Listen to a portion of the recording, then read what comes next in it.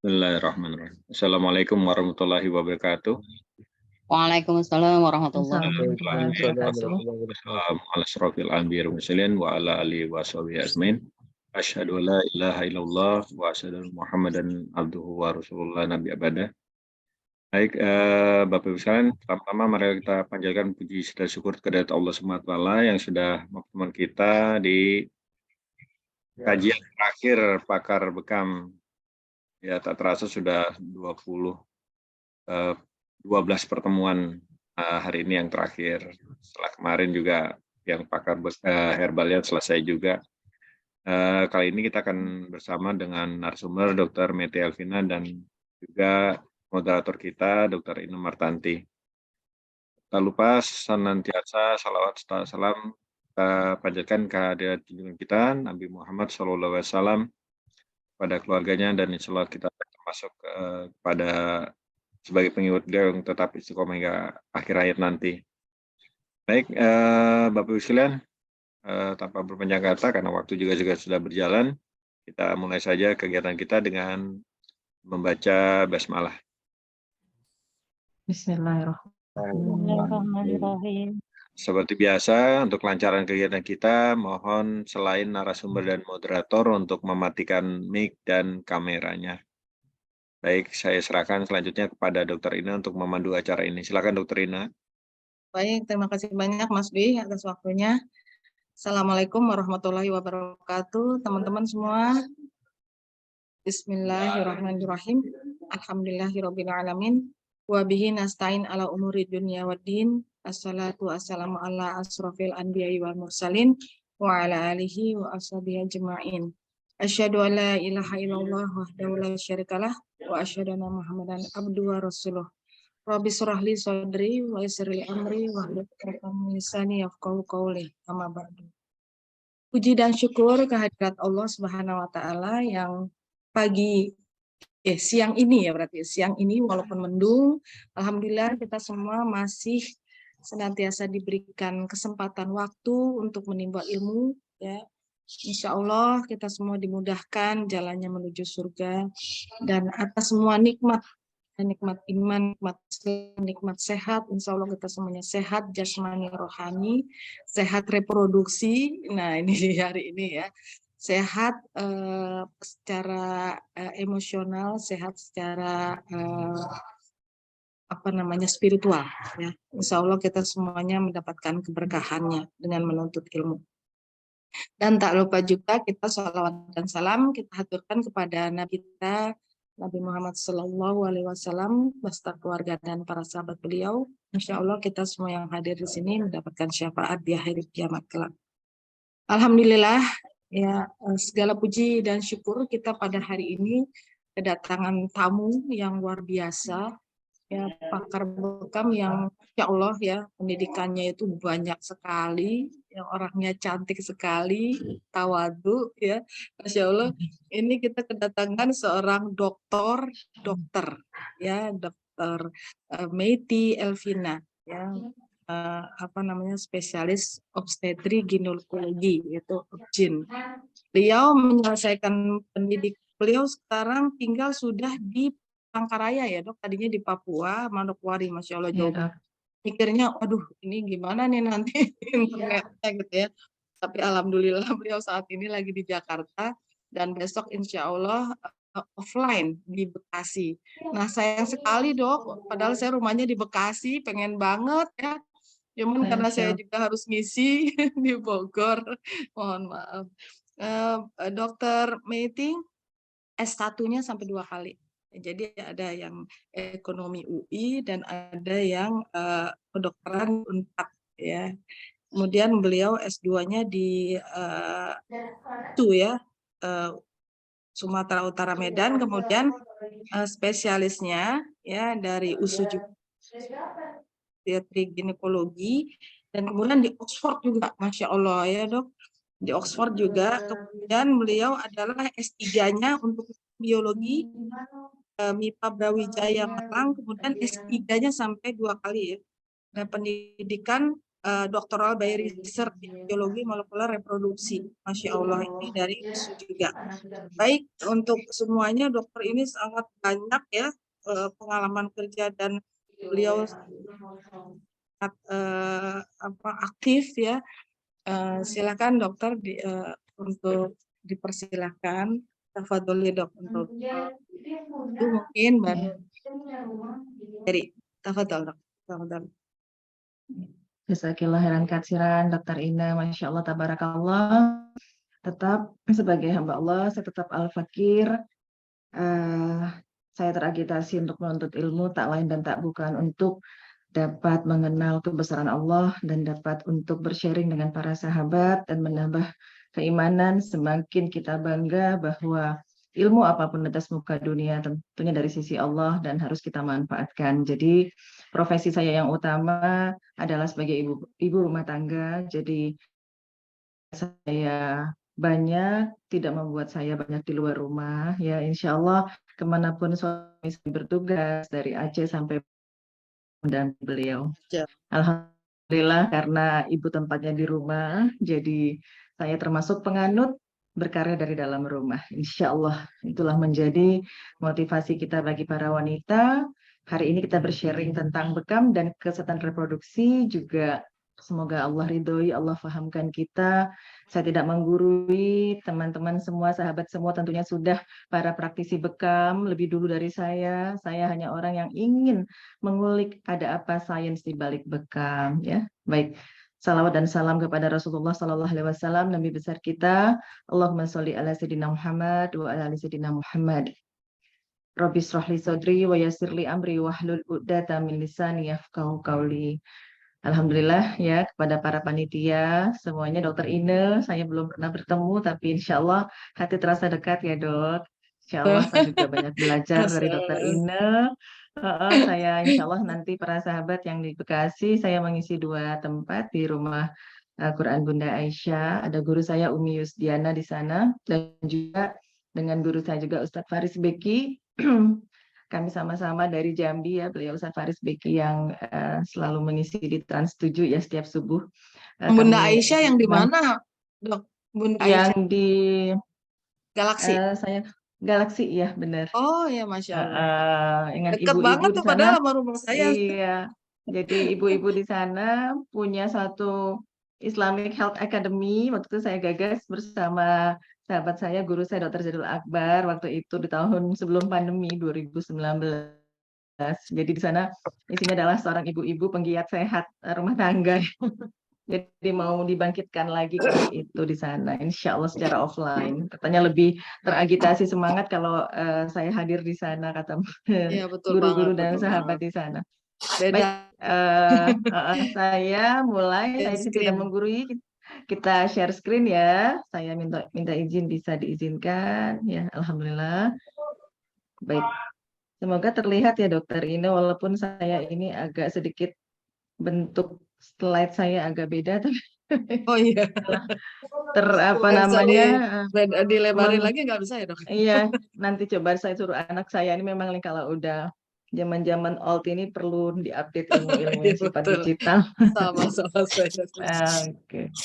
Bekam pada penyakit ginekologi dan kesuburan atau tepatnya bekam dan kesehatan reproduksi baik wanita maupun pria.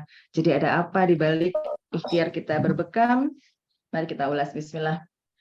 Jadi kalau berbicara tentang kesuburan atau fertilitas atau infertilitas, tidak bisa dipisahkan adanya faktor ketidaksuburan antara female, ya sang istri sebesar 30% dan male infertility, seorang ayah, ya sebesar 30%. Mixed infertility cause 20%, jadi gabungan penyebab ketidaksuburan 20% dan 20%-nya unknown, ya unexplained. Nah, ini kami yang bergerak di bidang kesehatan reproduksi, mohon izin bisa di-mute biar tidak terdistraksi.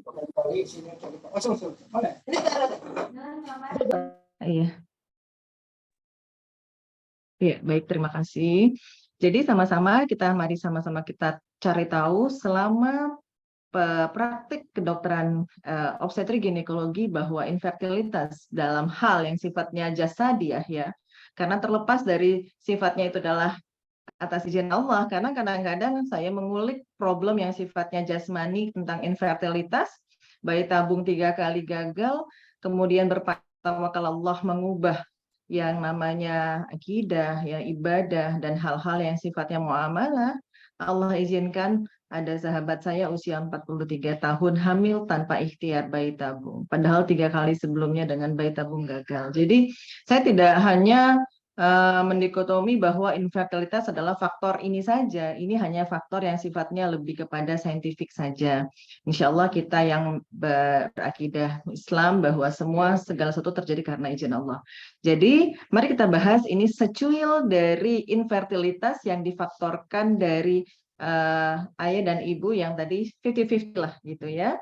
Dan kalau kita ulik lagi lebih dalam, di sini ada problem ketidaksuburan pada wanita, ada ovulatory failure ya, artinya gangguan terjadinya ovulasi ya, matangnya telur, gangguan matangnya telur, adanya blokade tuba yang tersumbat karena infeksi kronis dari pelvic inflammatory disease ya, keputihan yang tidak tuntas di terapi, kemudian endometriosis ya, penyakit kista coklat, adenomiosis, kalau ovulatory misalnya PCOS gitu.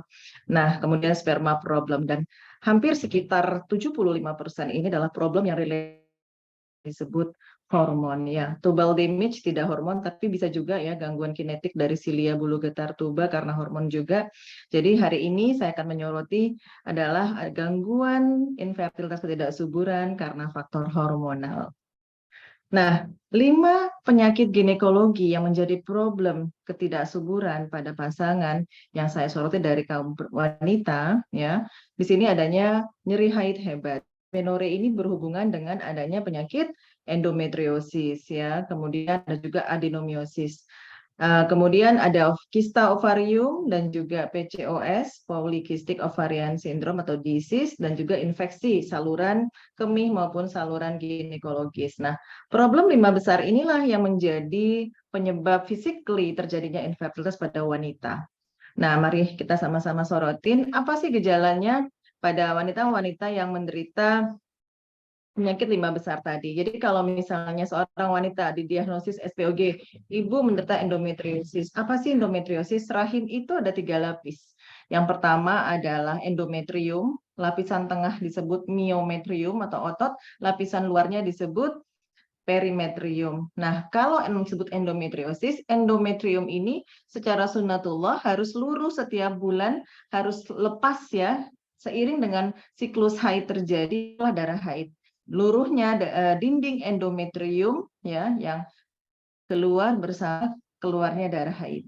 Namun endometriosis itu terjadi, dinding endometrium ini tidak berada pada tempatnya. Jadi bukan hanya di dalam rahim, dia bisa bermigrasi ke tuba, menjadi endometriosis tuba. Bahkan bisa mundur lagi reflux ke ovarium, ke indung telur, menjadi kista endometriosis atau disebut kista coklat.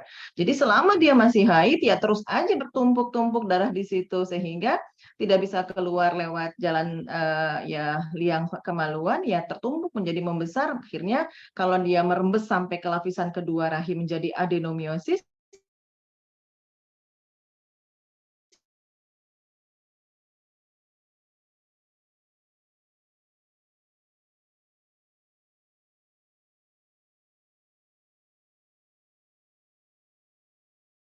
kalau dia reflux mundur ke belakang menjadi kista hormon, dan progesteronnya seimbang, ada lagi hormon yang tidak diundang kelebihan yang disebut testosteron atau androgen pada tubuh seorang wanita. Akhirnya telur yang mau membesar pada masa subur nggak berhasil, kecil-kecil. Akhirnya selagi dia menderita PCOS, tidak ada telur yang bisa dibuahi. Adenomiosis adalah sama dengan endometriosis, adalah dinding dari dalam endometrium rahim itu meresep ke bagian otot rahim. Jadi itu nyeri banget kalau kita sedang siklus haid atau menjelang haid atau bahkan selesai haid itu sangat nyeri. Jadi 3 irisan ini gejalanya kalau pada wanita ada heavy period. Jadi darah haid yang sangat banyak, kemudian mudah lelah karena anemia tentunya ya, setiap haid itu harusnya 80 mili per hari keluar darah, ini bisa sampai 250 cc darah haid keluar ya. Jadi gimana nggak dia fatigue ya, lemah dan juga anemia, kemudian ya difficult getting pregnant ya, sulit untuk punya anak, infertil, atau tidak teraturnya bleeding atau spotting pada siklus-siklus haidnya. Jadi kita wanita begitu sudah ada menjelang haid kok sakit banget, pas haid kok sakit banyak banget darahnya, atau malah sebaliknya nggak haid-haid tapi perutnya rasa begah, rasa penuh gitu ya, nggak nyaman gitu. Itu adalah juga sama termasuk gejala dari PCO sendiri. Nah, inilah yang menjadi ini ya, endometriosis tadi Bunda Meti sudah sampaikan, endometrium itu harus lurus seperti bulan seiring dengan siklus haid. Tapi kenapa kok dia mundur ya ke belakang, bertumpuk-tumpuk sampai ke ovarium, menimbulkan kista, membesarlah ovariumnya. Gimana telurnya mau dibuahi karena terendam oleh darah kotor ya. Inilah penyakit endometriosis yang sekarang luar biasa kejadian insidensinya pada usia muda. Dan PCO sendiri seperti ini. Jadi harusnya telur itu berbuah atau matang, satu butir telur gitu ya. Tapi kenapa pada PCO nggak ada yang bisa mencapai ukuran matang gitu. Ya inilah disebut PCO. Nah, kita nggak bahas kenapa terjadi PCO dan endometriosis. Kita akan membahas bagaimana sih bekam dan hubungannya dengan penyakit-penyakit ginekologi ini gitu ya. Pelan-pelan supaya para sahabat tuh dirunut gitu pola pikirnya secara sistematis. Jadi kalau secara riwayat seorang wanita yang sudah haid ataupun nanti sudah menopause, mendekati menopause ya, kalau dia menderita endometriosis itu banyak usia muda. Ya, kalau dia endometriosis biasanya tidak gemuk ya, normal-normal saja sih BMI-nya gitu.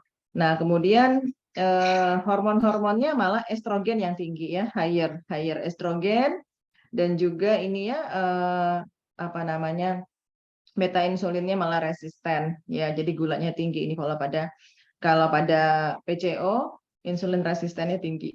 Ini beta insulin. Nah, sementara kalau pada PCO dia malah tingginya AMH ya. LH FSH-nya tinggi, malah estrogennya rendah. Nah, jadi yang saya buat tanda merah ini ya, ini adalah sorotan kita hari ini. Harusnya kita itu adalah sunnatullah seimbang, karena Allah berfirman dalam Quran surat Al-Infitar ayat 7, Alladzi khalaqaka fasawwaka fa'adalak. Sesungguhnya engkau kuciptakan, hai manusia, dalam keadaan seimbang. Apapun bentuk fisiknya, hormonnya, persyarafannya itu harus seimbang. Ya, Masya Allah. Jadi kalau tidak ada seimbang seperti ini, kita soroti hormon, timbullah problem. Ya, itulah. Nah, jadi para sahabat, ketahuilah penyakit tadi tidak sekonyong-konyong menjadi penyakit PCO dan endometriosis. Ternyata ada yang problem di sentral hulu hormon. Jadi Masya Allah ya, kita tuh suka ya lupa bahwa hormon kesuburan ya, baik itu membentuk sperma, membentuk telur, itu pusat komandonya dari dalam otak gitu. Jadi kalau ada SPOG yang bilang nggak ada hubungannya stres sama gangguan hormon, saya kadang-kala ingin menyikapi ketika orang gangguan haid datang, dok saya nggak berhenti haid 3 bulan. Saya lihat gestur tubuhnya kayak cemas, depresi gitu. Kita konseling dulu secara psikologis gitu. Kenapa? Memang benar adanya bahwa pusat releasing hormon termasuk hormon reproduksi adalah dari hipotalamus otak kita.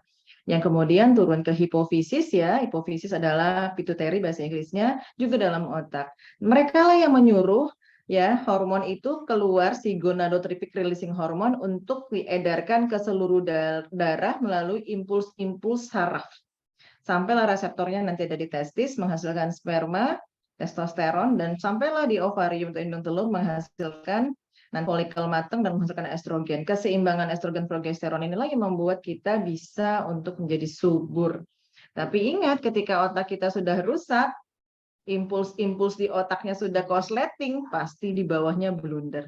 Seorang komando direktur yang sudah memberikan perintah yang buruk kepada bawahannya, pasti bawahannya akan bekerja buruk juga. Tapi kalau pesan dari pimpinannya baik, insya Allah pesan sampai ke bawah juga baik. Ya, jadi konsep inilah kemudian nanti akan saya hubungkan dengan bekam, bagaimana bisa menstimulasi keadaan balance kembali ya, insya Allah. Jadi kita ingin menyentuh aspek neuroendokrin. Endokrin adalah hormon. Bahasa kedokterannya endokrin adalah hormon. Hormon itu adalah protein, ya, protein yang menyusun hormon. Neuro adalah syaraf, dari kepala sampai target reseptor di organ reproduksi itu adanya suatu sirkulasi yang harus dijaga secara simultan, yang harus terjadi keberkesinambungan, tidak ada hambatan gitu ya. Jadi neuroendokrin adalah suatu sistem dalam tubuh di mana kerja dari kelenjar hormon tersebut dibangun, disusun oleh kelenjar syaraf. Ya, kemudian dari kelenjar syaraf tadi dikontrol menghasilkan hormon yang bersirkulasi. Bersirkulasi berarti apa? Di-trigger oleh syaraf, kemudian protein itu dari mana? Nah, dari apa yang kita asup ke dalam mulut kita, kemudian di metabolisme, kemudian hormon tadi disusun dan masuklah ke dalam darah, beredar dari otak sampai ke target-target organ tadi. Jadi sistem neuroendokrin adalah kolaborasi antara syaraf, pembuluh darah, hormon tadi sendiri, dan juga nanti berhubungan juga dengan bahan-bahan baku hormon tersebut. Nah, jadi kalau begitu, Masya Allah, kita nggak bisa abai dengan gangguan persarafan. Nah, ini ya. Dan saraf pembuluh darah ada satu lagi, kelenjar getah bening. Jadi 3 sejoli ini selalu bergandengan tangan, nggak bisa dipisahin. Ada pembuluh darah, ada syaraf, ada kelenjar getah bening. Syaraf memberikan suatu impuls pesan, yuk sini, sini, sini. Ini telurnya mau matang, ayo dong ke sini, ke ovarium gitu ya. Dari dia buat feedback ke otak. Itu tuh si syaraf tuh, fungsinya begitu, communicator. Ya, kemudian si sirkulasi, ini truknya, si darah membawa angkutan hormon-hormon tadi. Nah, kelenjar getah bening membawa apa? Sistem imun. Nanti kalau sampai jalan hormonnya tiba-tiba nanti ada benda asing masuk ke dalam, ada virus, ada lemak jahat gitu ya, ada bisphenol A plastik, ada logam berat. Nah, dengan sistem imun tadi bisa dieradikasi. Kemudian sistem endokrin tadi sudah tadi ya 3 sejoli tadi. Oke. Nah ini dia hipotalamus tadi ya, pada di otak tengah ya, di midbrain.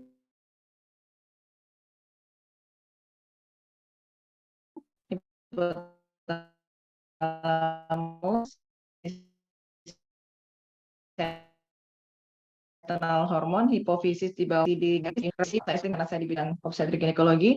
Jadi tidak sekonyong-konyong nih ovarium bisa bertelur kalau otak nggak kasih FSH. Jadi kadang-kadang ada sindroma-sindroma bawaan gangguan genetik kebawaan lahir gitu ya. Memang secara hormon bawaan lahir dari perlu diketahui reseptor hormon ini dibangun sejak dalam kandungan ibu kita. Dr. Meti punya reseptor estrogen misalnya 100.000 buah adanya di ovarium, di rahim, di payudara. Berapa jumlah reseptor ini terjadi embriogenesis usia 16 pekan dalam kandungan ibu saya. Jadi kena endometriosis, kena PCOS, maaf, bukan kita harus menyalahkan ibu kita. Inilah teori epigenetika.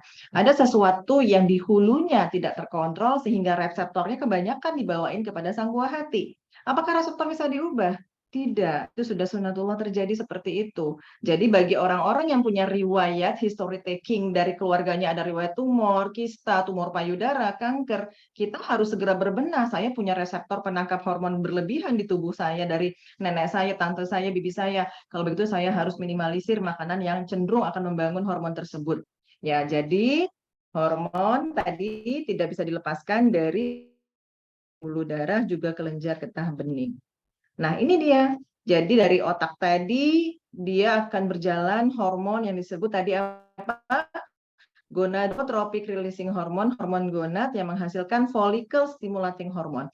Hormon yang menstimulus matangnya sel telur, letaknya bukan di rahim tapi di otak. Masya Allah.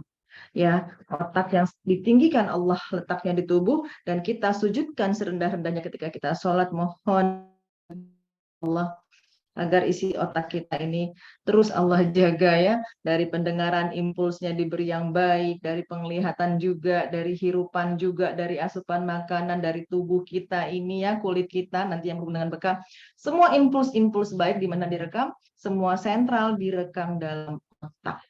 Jadi kalau ada gangguan nanti di hilirnya, di ovarium, di rahim, ayo tanyakan apa yang dimasukkan ke telinganya. Apakah bentakan suaminya, kengerian matanya memandang sesuatu, hirupan yang tidak baik, makanan yang salah, atau tubuhnya sakit, disakiti, nauzubillah misalnya KDRT gitu. Gangguan haid, iya banget. Ya, banyak observasi yang saya lakukan di lapangan, orang-orang yang sangat ketakutan dalam rumah tangganya, sangat mutlak berhubungan dengan gangguan hormon reproduksi. Nah, jadi ini ya, si hormon-hormon tadi masuk dalam pembuluh darah, dia nggak akan salah alamat, itu sudah kenapa bisa sampai ke ovarium. Jadi hormon gonad itu datang dari otak, hipotalamus, hipofisis, sampai ke dalam ovarium ataupun rahim, itu sudah punya reseptor sendiri. Jadi reseptor estrogen ada di ovarium, ya, ada di rahim, ada di payudara, ada juga di otak gitu ya. Jadi itu nggak akan salah alamat. Nanti kalau reseptor insulin, misalnya insulin growth factor dari otak masuknya ke pankreas. Nanti hormon tiroid masuknya ke tiroid, ke leher. Nanti ada hormon cortical releasing hormon, kortisol, hormon stres, masuknya kemana? Ke anak ginjal. Jadi hormon itu nggak salah alamat. Nah, kenapa jadi hormonnya salah alamat? Ini kekurangan atau kelebihan? Nah, kita sendiri yang mengacau sistemnya. Atau tidak lancarnya aliran sirkulasi syarafnya, aliran impuls syarafnya, aliran sirkulasi darahnya, dan mungkin sistem imunnya juga something ya, ada sesuatu. Jadi intinya, jika ingin kita fertil, ingin subur, ingin tidak terjadi penyakit ginekologis, ayo kita harus dalam keadaan sunnatullah yang tawazun, seimbang dalam hal hormonal gonad saja, estrogen dan progesteron dijaga. Dan satu hal yang saya harus soroti kepada para akhwat, bahan baku hormon sterol gonad berasal dari kolesterol. Jadi kenapa fenomena penyakit ginekologis marak terjadi pada wanita saat ini? Karena kita tidak paham bahwa sumber membangun hormon gonad kita, wahai para perempuan dan juga laki-laki, adalah dari kolesterol. Untuk itu dipilah hulunya, saya memakan kolesterol yang sehat atau yang tidak sehat, itu terserah kita. Untuk itu kita belajar apa itu kolesterol baik. Kolesterol yang mengandung lemak ya. Contohnya kalau diperiksa dalam darah HDL ya. Jadi high density lipoprotein yang tidak gampang melekat di pembuluh darah. Tapi kalau tinggi LDL ya low density lipoprotein itu akan membuat jadinya plak-plak pembuluh darah. Dan itu kalau dikonvert menjadi hormon ya akhirnya jadi estrogen dominan saja gitu.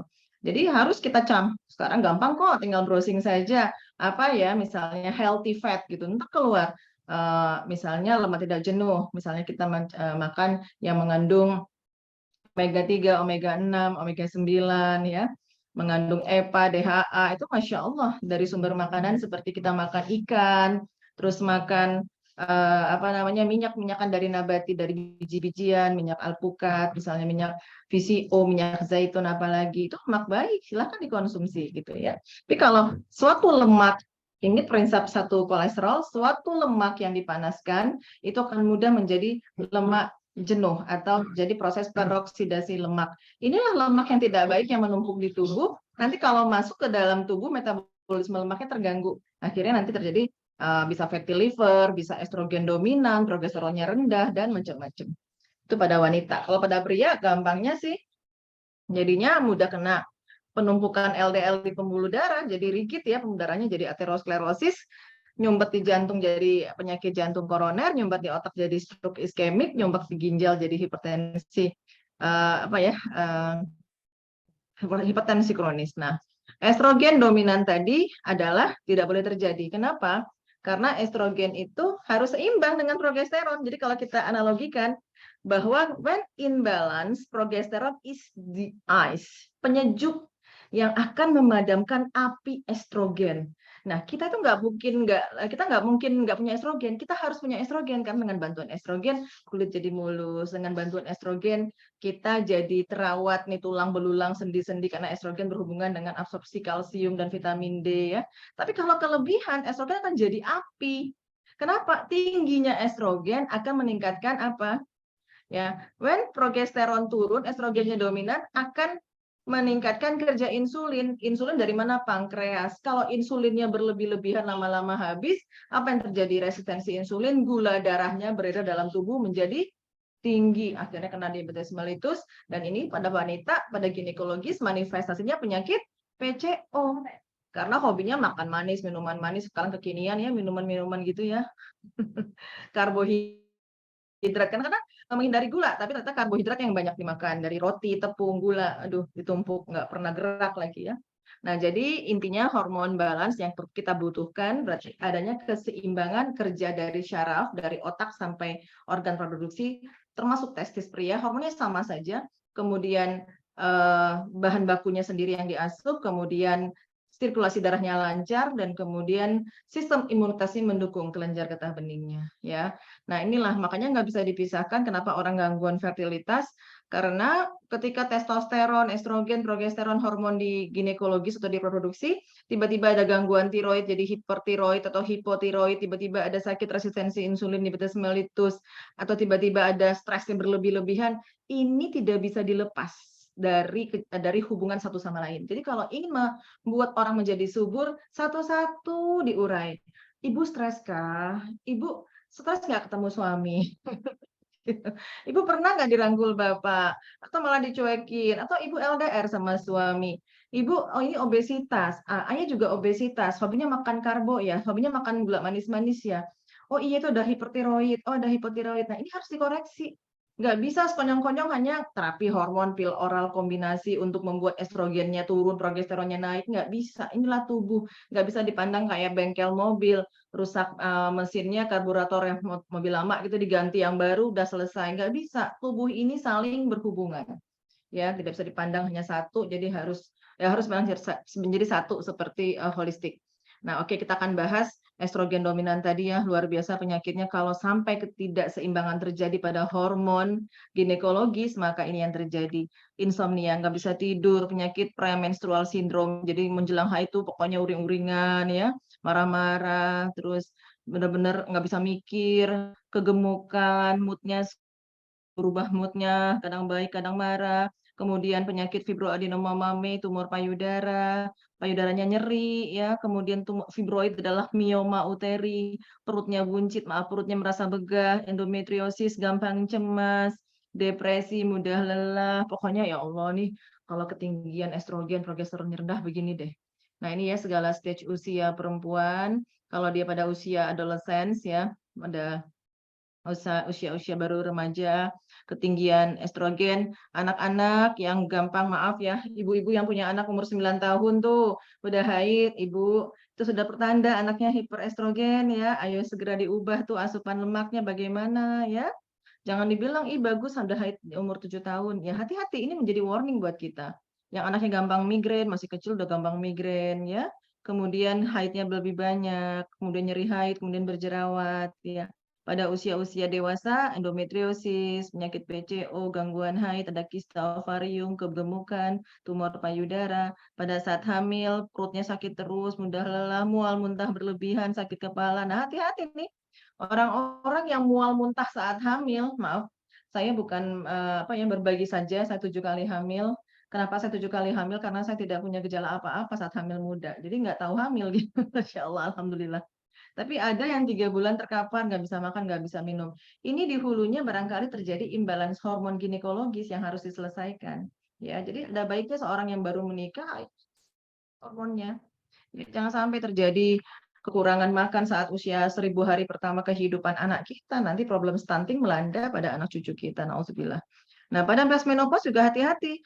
Ibu-ibu yang sudah berhenti haid umur 60 tiba-tiba haid lagi. Saya haid lagi. Jangan-jangan setelah serviks kita singkirkan tidak ada kanker serviks, barangkali itu. Nauzubillah ya, penyakit-penyakit tumor ovarium. Nah, itu yang harus kita ketahui. Jadi jangan sampai estrogen kita dominans. Jadi bagaimana menyeimbangkannya?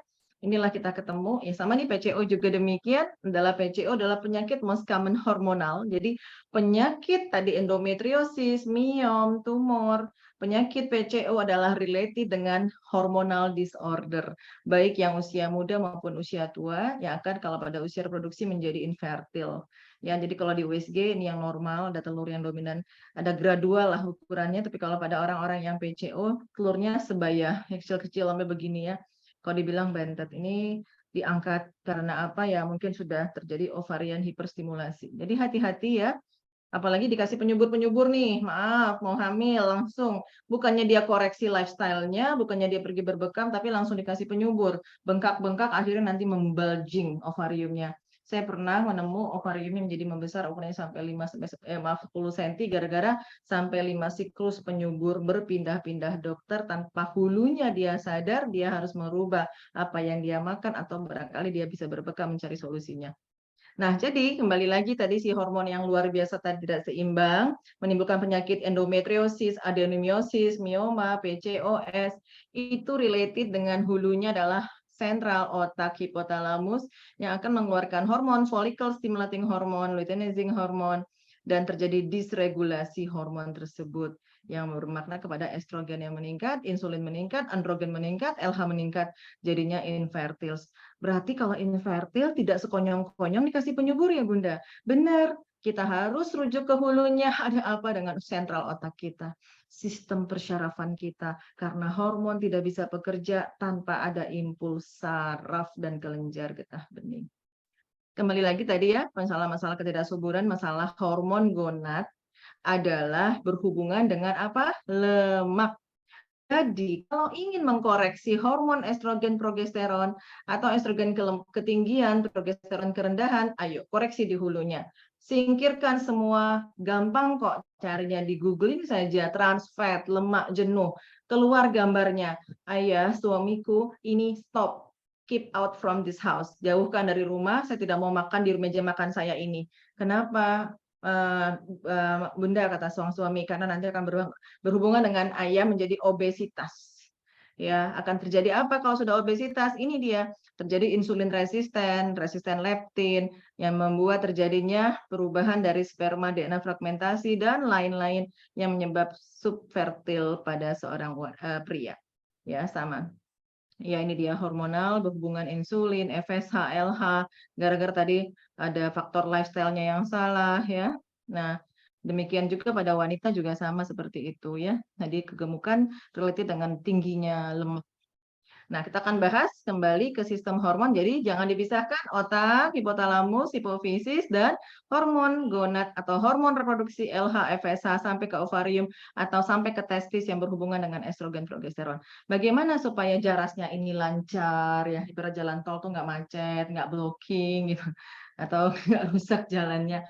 Mari kita pahami, kita hubungkan ada apa bekam ya berhubungan dengan sistem saraf otonom. Dari penelitian-penelitian yang ya cutting edge yang terbaru saat ini ya Masya Allah, ketika kita membaca otak tadi hipotalamus sentral dari pengeluaran releasing hormon apapun, insulin, tiroid, kita ambil secuplik aja topik hari ini adalah hormon reproduksi ya, tadi FSH dan LH dari otak. Ini adalah bagaimana hipotalamus kita bekerja, perform, ketika body balancing, seimbang pekerjaan mereka, dipengaruhi oleh syaraf otonom, syaraf yang memanajerin hormon. Syaraf otonom ini nggak bisa kita kontrol. Ya, kalau Bunda Meti itu ngontrol berhenti ngomong atau berhenti bergerak ini otot ya, itu somatik namanya, bisa dikontrol. Saya mau berhenti ngomong, bisa. Bisa nggak Bapak memberhentikan hormonnya? Bisa nggak Ibu memberhentikan hormon sel telurnya? Nggak bisa. Sehingga itu berhubungan dengan otonomik sistem syaraf, bodily function yang mengontrol hampir berbagai macam fungsi-fungsi tubuh yang penting. Ya. Jadi 2004 sudah dikatakan autonomic dysfunction, suatu gangguan pada sistem syaraf otonom ya yang tidak kita kenalin dapat menyebabkan terjadinya ketidaksuburan pada seorang wanita. Ya. Demikian juga pada pria begitu ya. Jadi hormon estrogen dan progesteron pada wanita reproduktif inervasi ya dari tingkat sel dan molekuler ya, saya karena berkecimpung di biologi molekuler, ada yang ingin saya ulik di sini. Kadang-kadang nggak sadar, ya Allah, ternyata saya gangguan ketidaksuburan gara-gara syaraf otonom saya tidak berfungsi nih gitu ya. Ini penelitian di Uruguay tahun 2014. Nah, ini dia masalah syaraf persarafan tadi. Ada syaraf parasimpatis dan saraf simpatis. Ini dia reseptornya. Persyarafan tadi. Jadi kerjanya harus terus berkesinambungan dari otak sampai rahim sampai ovarium. Ini lihat gambarnya yang merah, biru, kuning ini ya luar biasa. Jadi ketika kita mempunyai suatu high estrogen yang bahaya banget kalau lagi nggak hamil. Kalau lagi hamil, oke, estrogen akan tinggi ya. Kita akan lihat di sini adanya berkurang ya, berkurang di sini yang berkurangnya sesuatu yang disebut saraf-saraf otonom tadi. Nah, jadi gimana bisa sampai pesannya tuh sampai matangin tuh telurnya. ukurannya dari 1 mili menjadi 20 mm. Ih, nggak ada. Ini sambungan teleponnya gitu. Ibarat komunikasi ya. Lihat ini kepadatannya. Kompaknya, ini kan padat banget ya. Tapi kalau di sini estrogennya high banget ya. Sampai ke tuba-tubanya juga nggak ada. Wah, nggak ada saluran di sini. Nah, berarti nggak bisa dilepaskan dari sistem persyarafan otonom. Nah, ini ya density adalah kepadatan. Jadi kita bisa lihat di sini ketika kita melihat di uterus adalah rahim, adanya perubahan dari kepadatan suatu hormon pada tikus ya, dicoba pada siklus menjelang ovulasi, bahwa kalau pada estradiol ya, dia akan meningkat seiring dengan waktunya mau masa subur. Tapi karena tadi syarafnya sudah sedikit ya berkurang, nggak nyampe tuh surat cintanya dari otak. Gimana telurnya mau mateng ya? Memang banyak sih faktor-faktor lain ya. Ini saya hanya berbaca tentang bekam. Ada apa dengan bekam sehingga dia bisa melancarkan gitu. Nah, saraf otonom simpatis pada saraf-saraf otonom ada simpatis dan hiperestrogen. Lihat di sini, ketika seorang wanita ataupun pria sama saja, reseptornya sama ya. Ketika tinggi sekali inervasi daripada estrogen tadi, nah maka akan lihat di sini terjadinya sensori inervasi. Kalau terjadinya low, maka estrogennya juga low gitu. Maaf. Ya, ini intinya ketika melihat skema representasi ini, bahwa ketika level estrogen sangat tinggi, maka sensor dari syaraf akan semakin preserve simpatis under. Jadi gini, kalau kita ingin meningkatkan atau menurunkan estrogen yang ketinggian tadi gitu ya, maka kita harus sedikit menurunkan syaraf otonom yang jenis simpatis. Nah, gitulah. Nah, jenis simpatis itu adalah ada 2. Ingat saja ya, Ayah Bunda, simpatis adalah hormon stres kita sehingga kita bisa alert, waspada, terjaga, bisa dikatakan meledak-ledak, fight and flight. Itu namanya saraf simpatis. Tapi kalau kita kalem, relax gitu ya, tenang gitu ya, itu akan dominan saraf yang parasimpatis. Jadi kalau kita bau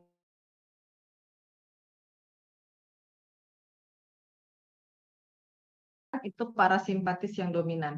Nah, kalau ayah bunda tidak ingin gejala estrogen dominan, maka parasimpatislah yang harus kita lebih dominankan agar nanti saraf tadi akan menurunkan pesan-pesan untuk menurunkan, membawa estrogennya akan lebih diturunkan lah gitu ya. Karena kalau estrogen yang kelebihan bahaya untuk penyakit ginekologis.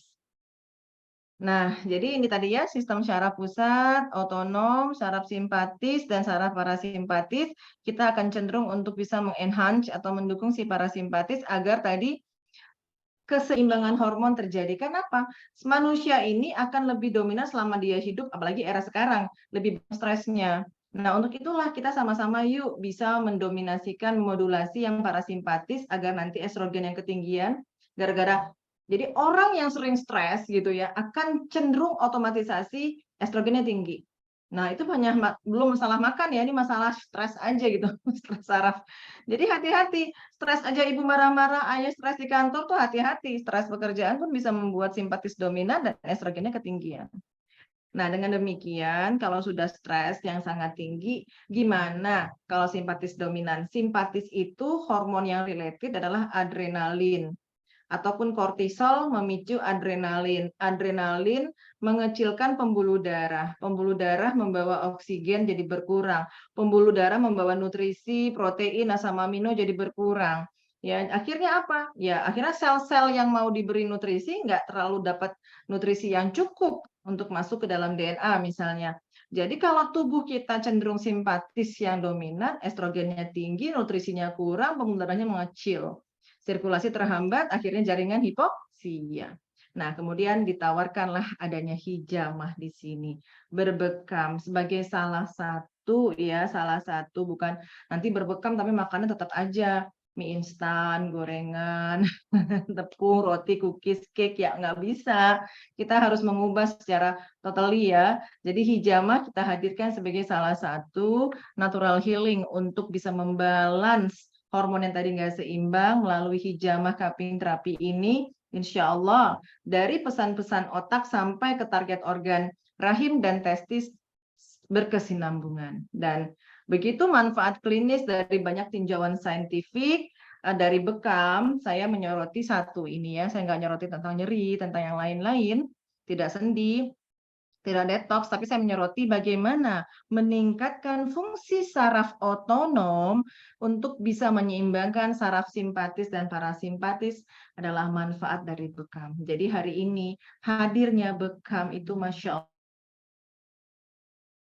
Allah untuk produksi yang related dengan estrogen progesteron tadi bisa dibalance dengan kita berbekam di mana-mana saja letak. Nah, ketika kita kehilangan darah yang tidak berlebihan tentunya ya, jadi kalau kita motong arteri, darahnya banyak, terus jadi rileks, bukan rileks beneran langsung meninggal ya. Ketika kita kehilangan darah, terjadi vasodilatasi. Ini automatically ya, reseptor-reseptor pembuluh darah seperti itu melebar. Dan ini meningkatkan apa? Parasimpatis, activity, dan relaksasi dari tubuh. Dari efek dari cupping. Ini jurnalnya bisa saya share melalui Dr. Ina, bisa dibaca para sahabat yang bergerak di bidang yang mau meneliti tentang bekam. Jadi apapun keluar darah dari tubuh adalah akan memicu secara sunatullah parasimpatis activity persyarafan. Ya, jadi harusnya ketika kita haid itu normalnya darah keluar ya selain bekam ini ya harusnya lebih banyak tawaduk, lebih banyak rileks. Tapi kenapa ya orang haid jadinya jadi premenstrual syndrome? Untuk itulah sehingga dinyatakan diagnosis penyakit premenstrual syndrome. Harusnya secara sunnatullah orang yang haid kehilangan darah, Allah sudah membuat saraf otaknya menjadi lebih rileks. Tapi menjadi PMS. Itu dia makanya jadi penyakit disebut premenstrual syndrome, satu penyakit yang sudah ke ICD ya, International Clinical Diagnosis sudah menjadi penyakit. Nah, bekam sendiri adalah bagaimana menghisap atau mengeluarkan darah dengan cup ya. Berasal kata al-hajam ya artinya adalah menghisap, menyedot begitu ya, mengeluarkan darah. Nah, bekam adalah metode tertua paling efektif melepaskan racun dari jaringan tubuh dan juga tadi mengeluarkan darah tadi, narik jaringan dan darah dari lapisan di bawah ya, dari epidermis tadi, dari kulit misalnya. Nah, inilah yang akan kita bahas. Ini tentang sejarah-sejarah bekam. Para sahabat tentunya sudah lebih tahu dari saya. Ya, bukan hanya dari zaman Rasulullah, zaman kuno juga prasejarah dari papirus Elbas sebelum 1550 sebelum Masehi juga sudah ditemukan teks-teks media tertua yang menggunakan bekam ya di Mesir untuk mengeluarkan benda-benda asing dari tubuh. Di Cina juga 1000 tahun sebelum Masehi. Hippocrates juga 450 tahun sebelum Masehi. Jadi memang bukan hanya milik orang Islam saja, ada sejarah yang panjang.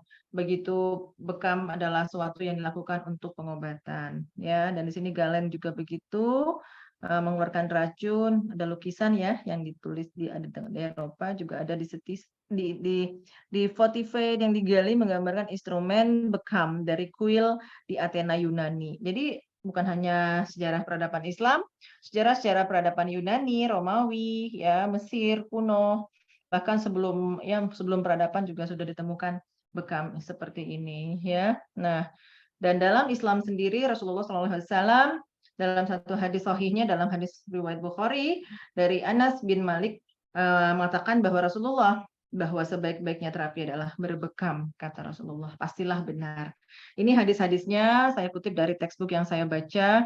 Hadis-hadis sahih di mana di sini Rasulullah menjanjikan kesembuhan, treatment dari hijamah ya, dari minum madu dan juga kai. Namun Rasulullah melarang umatnya untuk melakukan kai atau dengan besi panas ya. Kemudian ada juga hadis-hadis lain bagaimana hijamah, minum madu.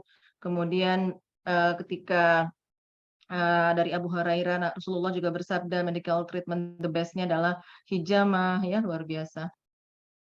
Nah ini intinya ketika sudah kita saripatikan semua hadis-hadis tadi, dapat disimpulkan bahwa terapi bekam dapat untuk mengatasi adanya cedera, injury. Karena dalam satu riwayat bahwa dari Jabir bin Abdullah bahwa Rasulullah bersabda ketika ada jatuh dari kuda ya kena perangnya dari pohon palma ya, pohon kurma di sana terjadi dislokasi dari kaki ya. Kemudian Rasulullah berkata, lakukan bekam pada kakinya yang sedang cedera tadi, dislokasi. Kalau dislokasi itu artinya mungkin kesleo ya. Jadi injury, cedera, lakukan bekam. Hadis sahih dari Sunan Ibnu Majah 2807. Sakit kepala. Jadi dari Salma radhiyallahu an, seorang pembantu Rasulullah berkata, ketika seseorang sakit kepala, Rasulullah juga menganjurkan untuk melakukan bekam. Dan ini juga Sunan Abu Daud juga sahih yang saya baca, Masya Allah. Dan sihir black magic juga luar biasa. Jadi bisa untuk cedera, bisa untuk sakit kepala, bisa untuk sihir. Dan sekarang kita para yang bergerak di bidang kesehatan dan dokter, perawat, bidan ya, kita juga diwarisi dari titik-titik bekam sunnah seperti ini ya, ada 10 titik sunnah. Dan saya membaca ya referensinya dari buku Dr. Feroz Osman Latif, melakukan banyak riset-riset ya. Dalam textbook ini juga ada taibah di sini, summary dari kesimpulan melakukan bekam secara saintifik ya, yang terukur secara ilmiah. Taibah itu adalah suatu novel. Novel itu adalah penemuan saintifik di bidang perbekaman dari Salah Muhammad Al-Said dari Departemen Medical Biochemistry Suhak University di Mesir. Teori Taibah ini tahun 2013 dalam dipublikasi di Jurnal Alternative Integrative Medicine. Salah adalah salah satu penemu teori Taibah ini ya. Bagaimana di sini adalah bahwa bekam itu adalah sesuatu yang dapat membersihkan, memurnikan ya, sesuatu yang bisa mengeluarkan yang tidak baik lah gitu dari dalam tubuh. Sehingga teori-teori dari Taibah ini banyak dipakai sekarang oleh para klinisi di bidang kedokteran segala macam ya.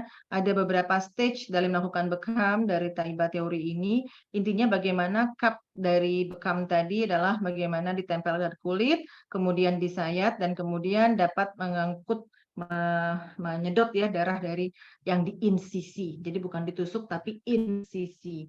Itu ya sebagaimana sunnah diinsisi disayat dengan scalpel ataupun bisturi. Nah, jadi pertama adanya negatif pressure, tekanan negatif, kemudian setelah itu cup dilepaskan, kemudian disayat ya, incision ya. Incision are made di Taibah tadi, kemudian keluarlah CPS tadi. Apa sih CPS? Causative pathogenic substance, sesuatu yang sifatnya tidak bermanfaat pada tubuh, yang sifatnya adalah toksin lah kita bilang seperti itu. Dan kemudian bekamnya diaplikasikan lagi yang kedua dengan tekanan negatif tadi dan mengkolek ya cairan yang mengandung si causative patogen. Patogen adalah penyakit ya, penyebab penyakit yang keluar, sehingga terjadilah molekul-molekul partikel yang keluar tadi. Nah, kemudian, ini ya tadi sudah sama seperti 15-20 menit diaplikasikan. Nah, bahkan di British sendiri sudah luar biasa, di Inggris sudah ada step by step yang saya peroleh seperti ini. Nah, akhirnya tadi ya, ini disambung maaf, akan keluar partikel-partikel dan molekul dari kapiler, pori-pori kapiler pembuluh darah ya keluar akibat tekanan yang diaplikasikan kedua tadi, tekanan sedot tadi ya, sehingga dapat menjelaskan bahwa negative fraction suction oksida yang membantu mendilatasikan lokal kapiler. Bahwa si Salah penemu Taibah teori tadi menjelaskan perbaikan mikrosirkulasi akibat bekam tadi akan meningkatkan kapiler permeability, meningkatkan drainase dari kelebihan cairan, meningkatkan pembersihan kelenjar getah bening dan lain-lain. Intinya apa? Setelah itu ini dia ya, ketika kita tahu bahwa hijamah dapat membuat suatu terapi, baik itu untuk cedera luar, kemudian gangguan internal tubuh akibat demam, gangguan sirkulasi yang salah, yang buruk ini ya, kita sorotin. Hubungan dokter Meti tadi bicara panjang lebar tentang persyarafan, tentang hormon. Tadi nggak bisa dilepaskan, hormon nggak bisa lepas dari syaraf. Komunikasi syaraf nggak bisa lepas dari hantaran sirkulasi darah. Jadi dengan kita melakukan bekam, maka pur sirkulasi yang terjadi, yang tadi ketinggian lah, yang tadi kekurangan lah gitu ya, akhirnya menjadi dibalance kembali ya. Dan poison-poison, toksin-toksin tadi juga secara automatically bisa dikeluarkan dengan berbekam tadi. Nah ini ya secara dari si Taibah tadi mengeluarkan si kausatif patogenik substance tadi dikumpulkan ketika diaplikasikan pertama bekamnya. Ya kita tarik itu dengan tekanan negatif, maka sudah berkumpul lah di sini inflammatory site tadi di sini ya, naik semua ke atas kemudian dengan kita kemudian menyayatnya negatif suction tadi, maka dia akan naik seperti ini. Nah, kemudian berkumpul secara automatically yang tidak baik tadi substannya. Kemudian apa yang terjadi ketika makin naik, maka filtration increase at arterial capillary. Kapiler tadi menyebabkan darah dan cairan-cairan di intersisial keluar. Jadi insya Allah yang keluar itu lebih dominan cairan-cairan intersisial yang sifatnya adalah kelenjar getah bening, ya kemudian kapiler-kapiler halus. Jadi bukan pembuluh darah arteri yang kita sayat ya, karena di permukaan superficial kutis subkutis tidak ada pembuluh darah besar di sana, kecuali di bawah otot ya. Nah, jadi ketika kita sayat scarification ini, kemudian akan keluarlah cairan itu. Nah, gampang, jadi disedot, dikolek dulu. Nah, apa yang terjadi di sini? Ketika sudah dilakukan bekam, maka akan terjadi restorasi hemostasis, keseimbangan sirkulasi. Sirkulasi darah, sirkulasi membawa oksigen, sirkulasi membawa kelenjar getah bening yang membawa sistem imun, sirkulasi membawa hormon, terjadi hemostasis. Kalau mau dibahas satu-satu, ini banyak selesai, ini banyak banget lah. Pokoknya ini kalau mau dibuat secara logic thinkingnya seperti ini. Intinya adalah hasil akhirnya adalah restorasi hemostasis, keseimbangan. Tadi bukankah penyakit karena imbalance, keadaan imbalance? Karena secara sunatullah tadi Allah sudah berfirman, engkau kuciptakan dalam keadaan seimbang. Jadi bagaimana kita menjaga, merestorasi keseimbangan tubuh kita, sirkulasinya, hormonnya, persarafan, kelenjar getah bening, lakukan bekam. Bagaimana caranya? Ini dia skema-skematiknya. Kalau mau dibahas secara ilmiah, ya oke, di bangku-bangku perkuliahan formal silahkan dibahas. Ini saya ambil konklusinya saja. Jadinya ketika terjadi hemostasis, maka aliran darahnya lancar. Darah membawa eritrosit, eritrosit membawa hemoglobin, hemoglobin membawa oksigen. Lancarlah oksigen dibawa, nutrisinya juga lancar gitu ya. Metabolismenya mendapat selnya mendapat nutrisi yang cukup gitu. Kemudian memodulasi terjadinya pembentukan pembuluh darah baru. Otot-otot yang kram juga menjadi lebih terjadi relaksasi ya, sampai ini yang nomor 6 hubungannya dengan hari ini, bekam dan membalance neuroendokrin system. Karena sebab penyakit ginekologis hulunya, penyakit ginekologis hari gini karena estrogen dominan, karena manusia lebih banyak stresnya sehingga resep simpatisnya rendah, simpatisnya dominan, otomatis estrogennya tinggi. Jadi supaya membalas, lakukanlah restorasi dengan berbekam. Jadi otomatis syaraf otonom yang membawa sirkulasi hormon tadi juga lebih balance kembali gitu. Ya ini ya. Kemudian ingat bahwa science behind cupping wet cupping, tapi ingat 70% penyakit disebabkan karena gangguan sirkulasi dan suplai oksigen ya. Dan juga tadi ya, gangguan sirkulasi tidak lepas dari 3 sekawan, darah, syaraf sama hormon dan juga kelenjar getah bening. Nah, jadi intinya selama cupping terapi tadi akan membuat sirkulasi di pembuluh darah, di kelenjar getah bening lancar, simultan ya, Masya Allah. Kok bisa begitu ya? Itu sudah begitulah katanya Rasulullah. The best treatment adalah terapi bekam ya, bahkan pesannya diterima saat sedang Isra Mi'raj gitu ya, Masya Allah.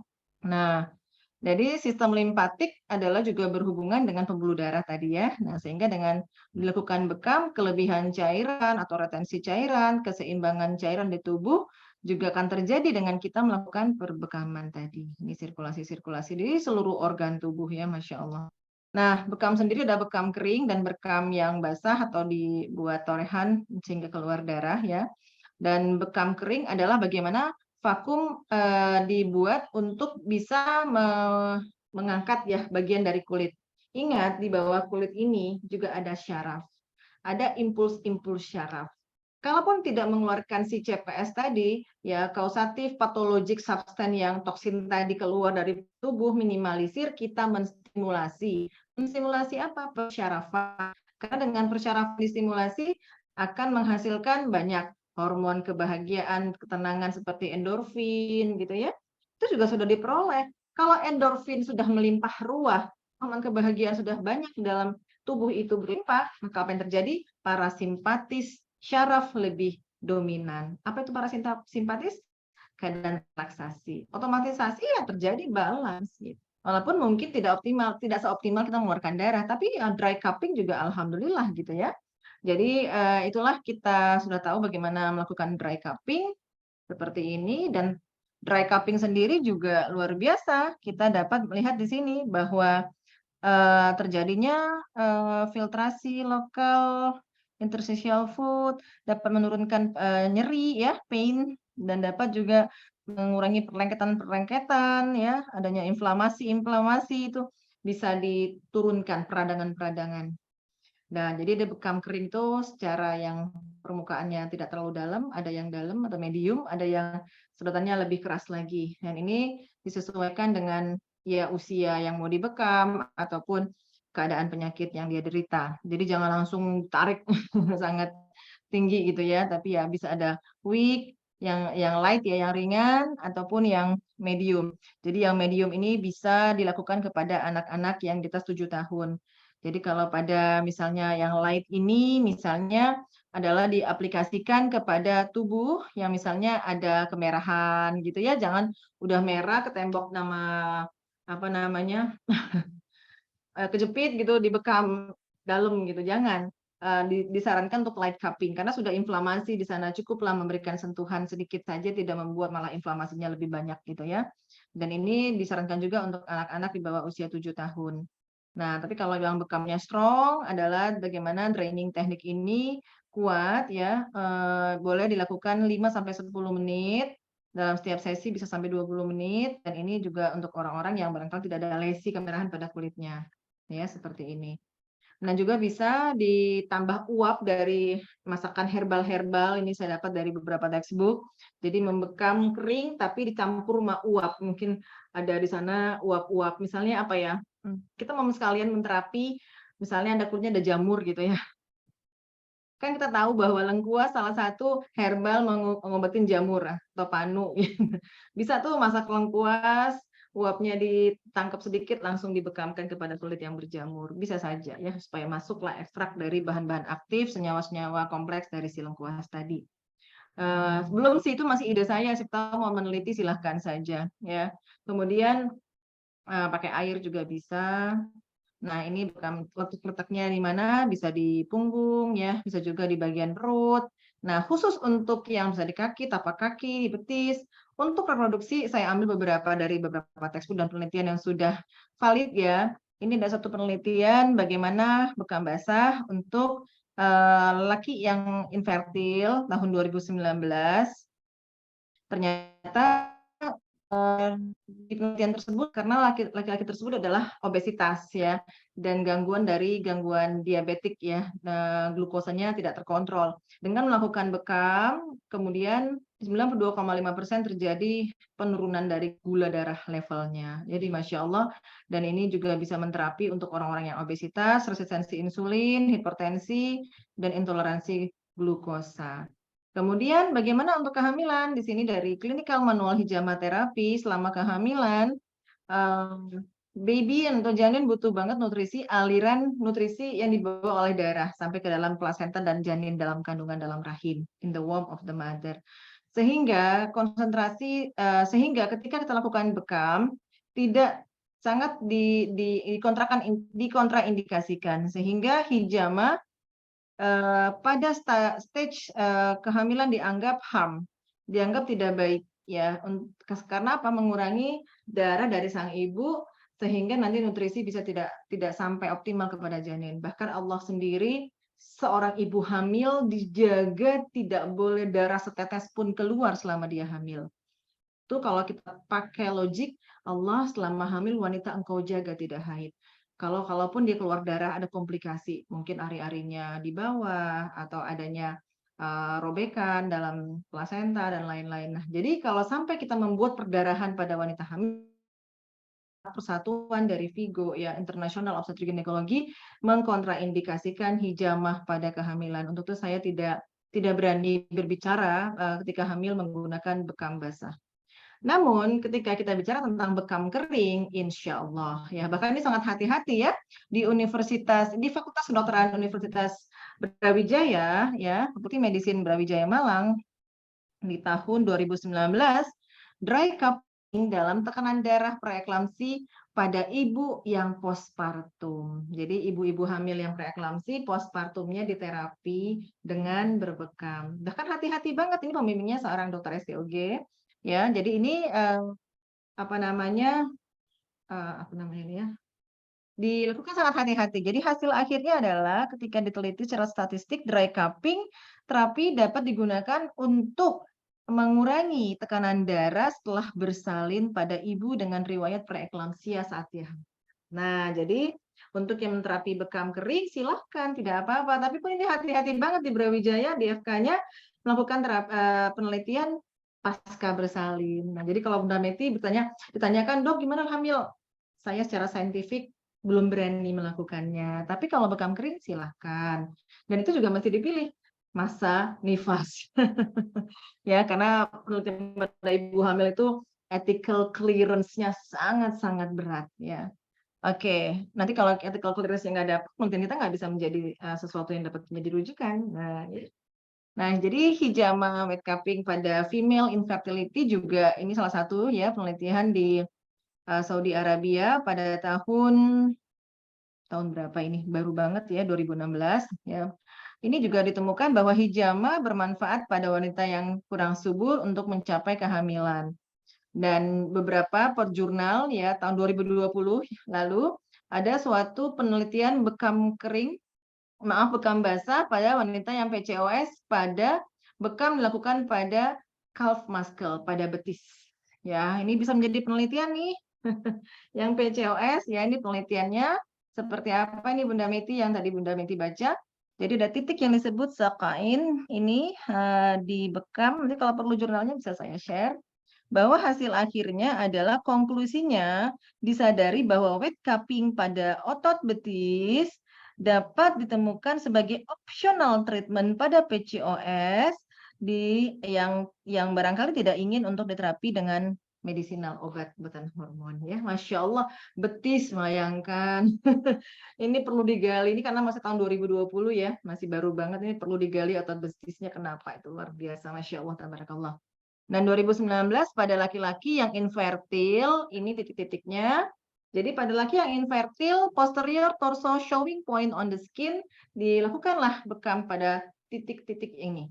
Ya, saya ambil dari bukunya Dr. Feroz Osman Latif, di mana poin hijamah terapi untuk di titik sebelah ini ya, ini tidak ada nama-namanya, tapi bentuknya jelas banget. 2 jari dari samping dari torakal 7 ya, tulang belakang ya. Di sini ya 2 jari torakal 7. Torakal ini kan servikal, nih torakal, nih lumbal, nih spinal ya. Ya ini orang-orang yang berhubungan dengan jadi kita harus belajar dong, nggak bisa sekonyong-konyong tahu di mana torakal 7 ya, ini harus belajar. Indikasinya adalah bagaimana kalau orang yang mual-mual, suka muntah-muntah, ya dibekam kering di sini juga bisa. Orang-orang yang suka depresi ya, orang-orang yang juga suka amenore, nggak haid-haid ya, amenore karena adanya PCO. Ini pada pria juga, pada wanita juga bisa ya, dua-duanya bisa. Terus liver point di tulang belakang, letaknya di torakal 9. Juga di sini berhubungan dengan nanti saya kasih aja deh itunya ya fotonya. Berhubungan dengan gangguan siklus haid juga.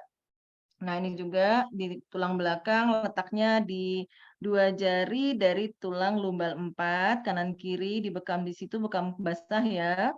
Dan ini baik banget untuk dapat apa namanya ini? Ya untuk kesuburan juga. Terus Oke. Nah, ini juga di sacral region juga baik juga untuk kesuburan. Nah, di sini titiknya ya, letaknya adalah di daerah area sakrum, tulang duduk, tulang ekor.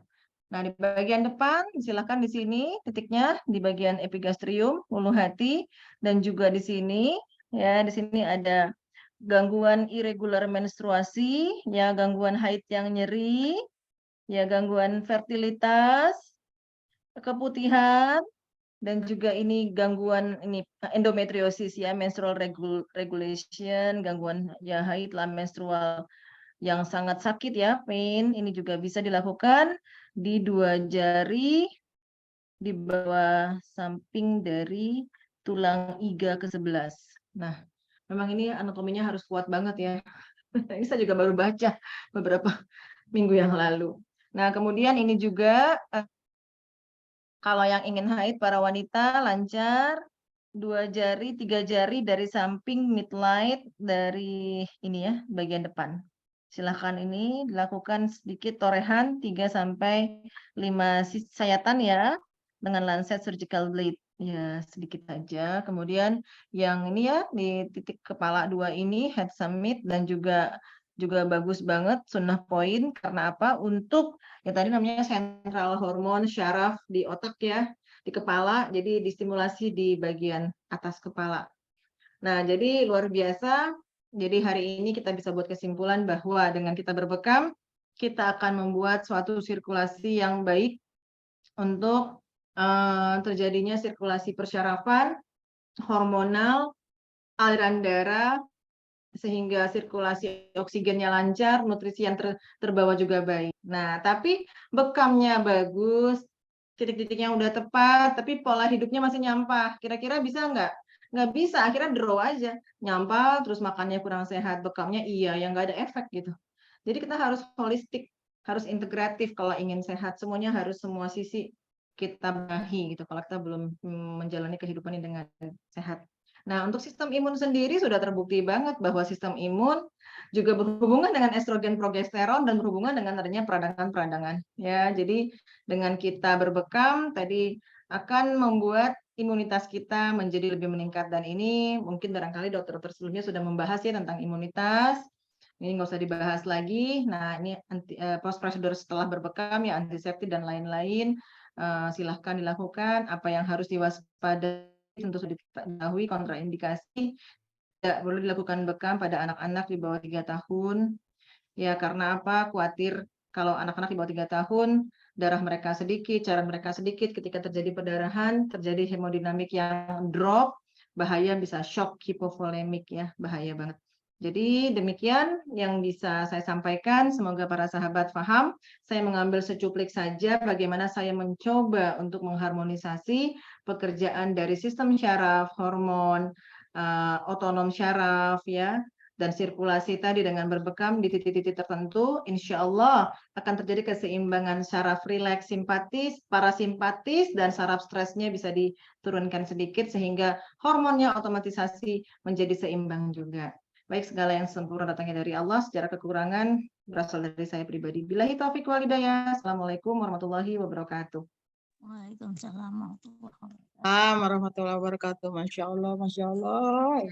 Terkesan banget ya begitu. Allah sangat menyayangi kita yang membuat solusi bekam ini menjadi semuanya seimbang ya, Masya Allah. Dan bagaimana otak kita ya sangat-sangat bekerja ya untuk keseluruhan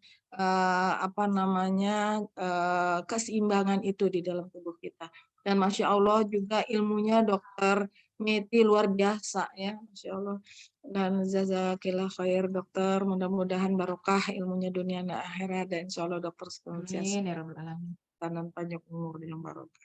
Nanti silakan teman-teman yang mau textbooknya, tapi memang harus download Play Store di Playbook ya. Bukunya harganya sekitar 500 ribuan, tapi itu Masya Allah titik bekamnya itu sudah diteliti semua. Iya, iya. Bahasa Inggris dok itu. Ya, bahasa Inggris.